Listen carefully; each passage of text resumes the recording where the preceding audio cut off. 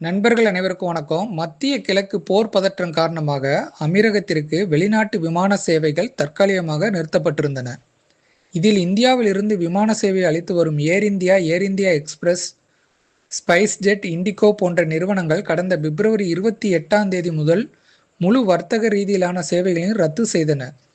இருந்தாலும் ஏர் India express நிறுவனத்தின் சிறப்பு விமானங்கள் இயக்கப்பட்டு வந்தது.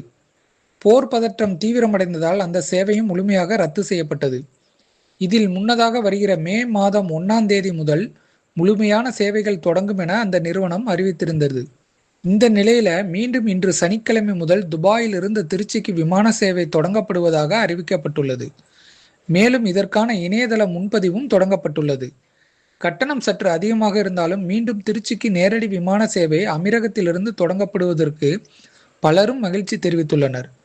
துபாயிலிருந்து சர்வதேச விமான நிலைய முனையம் 2 IX6622 ஏர் இந்தியா எக்ஸ்பிரஸ் விமானம் இன்று அமீரக நேரப்படி மாலை 3:55 மணிக்கு புறப்பட்டு இந்திய நேரப்படி இரவு 8 மணிக்கு திருச்சி விமான நிலையத்தை வந்தடையும்.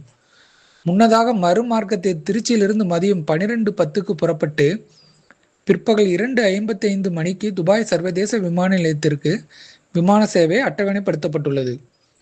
இதில் நாளை ஞாயிற்றுக்கிழமை விமான சேவை குறித்த தகவல்கள் பட்டியலிடப்படவில்லை.